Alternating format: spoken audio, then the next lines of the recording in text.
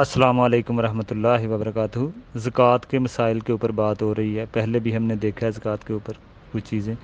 آج ہم دیکھیں گے زکوٰۃ کے بارے میں کہ زکوٰۃ ایک مالی عبادت ہے، ٹھیک ہے نا۔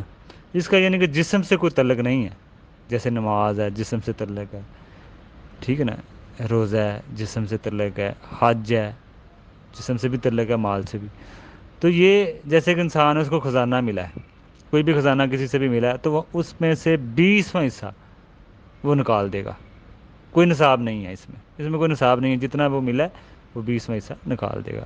یہ خزانہ ملنا، کہیں ایسی جگہ سے خزانہ ملتا ہے، ٹھیک ہے نا، جہاں پہ کوئی آبادی نہیں ملا، تو یہ اس کا مسئلہ ہے۔ 5% جسے ہم بولتے ہیں۔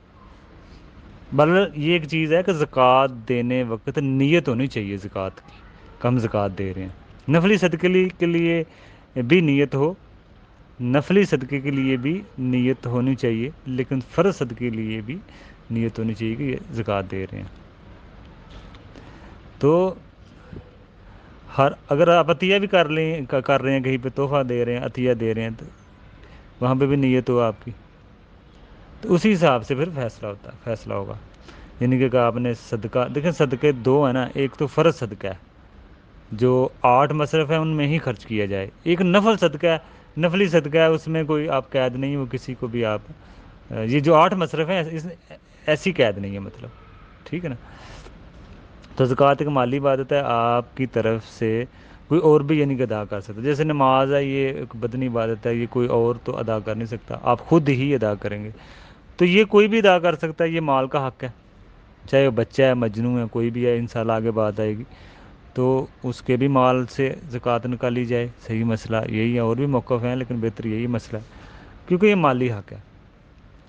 آپ ہی یعنی کہ وہ ادا کریں اپنے مال کی زکوٰۃ، یہ ضروری نہیں ہے، کوئی بھی دے سکتا ہے۔ نماز روزہ تو خود ہی ادا کریں گے نا۔ زکوٰۃ کی پھر کب ہوتی ہے، زکوٰۃ کب فرض ہوتی ہے، جن کے ہم آگے دیکھتے ہیں کہ یہ زکوٰۃ جو فرضیت ہے یہ کب ہوئی، مطلب کہ یہ کب فرض ہوئی، یہ ہم تفصیل سے دیکھتے ہیں۔ یہ ہجرت کے دوسرے سال جب ہجرت ہوئی نا، اللہ نبی نے ہجرت کی، تو ہجرت کے دوسرے سال یعنی کہ یہ فرض ہوئی۔ اس کی فرضیت کی جو تفصیل ہے نا، وہ تو مدینے میں نازل ہوئی ہے۔ ویسے کچھ خرچ کرنے کا عام حکم تو کہا گیا، وہ مکہ میں بھی عام حکم تھا خرچ کرنے کا، لیکن جو اس کی فرضیت اور تفصیل اس کو دینی ہے کیا کیا اس میں، تو وہ مدینے میں ہی نازل ہوئی، یہ پتہ ہونا چاہیے۔ باقی آگے ہم دیکھتے ہیں کہ اگر زکوٰۃ نہ ادا کریں گے تو اس سے بڑی سخت وعیدیں ہیں، بڑے سخت عذاب ہیں، یہ بھی ہمیں پتہ۔ جب اہمیت اور فضیلت اور نقصانات جب ہمیں پتہ ہوگا، پھر ہی ہم چیزوں کو دیکھیں گے، جب ان چیزوں کا ہمیں پتہ ہوگا پھر ہی ہمارے دل میں ڈر پیدا ہوگا۔ دیکھیں بڑی سخت وعیدیں ہیں، بڑے سخت عذاب ہیں، عذاب کی دھمکی دی گئی ہے۔ مثال کے طور پر اگر سونے چاندی کو جمع کر کے رکھتے ہیں تو ان کی زکوٰۃ نہیں دیتے، تو قیامت کے دن یہی سونا چاندی پگھلا کر اس کی پیشانی اور پیشانیوں پر ڈالا جائے گا اور پہلوؤں پر، پیٹھوں پر ڈالا جائے گا۔ دیکھیں جب بھی انسان کو حکم دیا جائے نا زکوٰۃ کا، تو وہ اس کی پیشانی پہ بل پڑتے ہیں، پیٹھ پہ دکھا کے چلا جاتا ہے، تو جیسے وہ حرکت کرے گا اسی حرکت کو عذاب ملے گا۔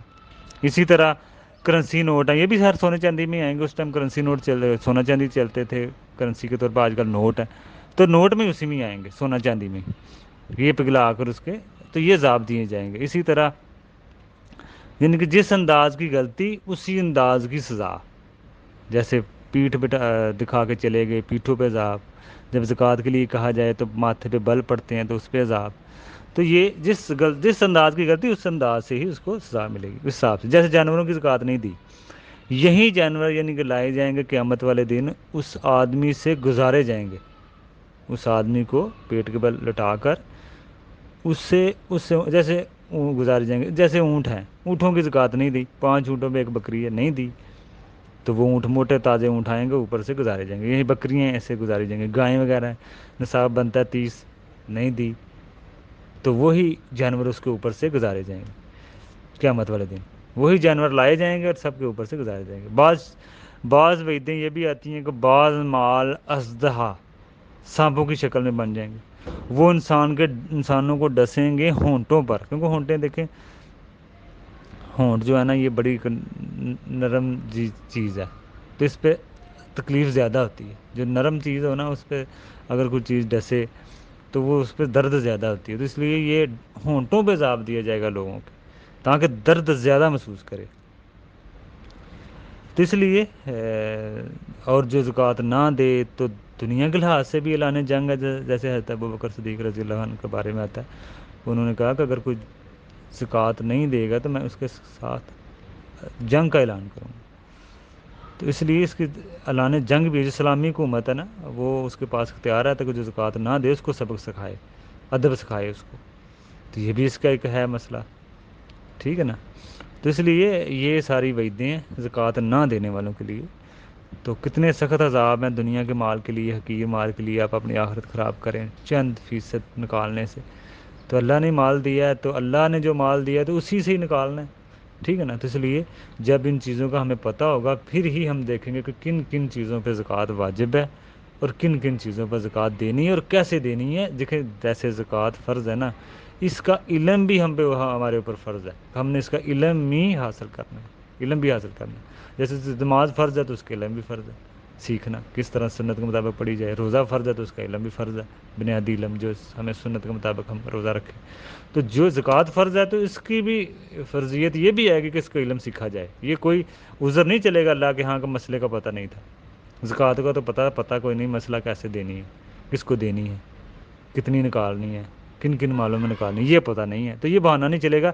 اگر کوئی چیز فرض ہے تو اس کا علم بھی فرض ہے. باقی انشاءاللہ آگے بھی ہم دیکھیں گے اس کو، سبھی بھائی دیکھیں.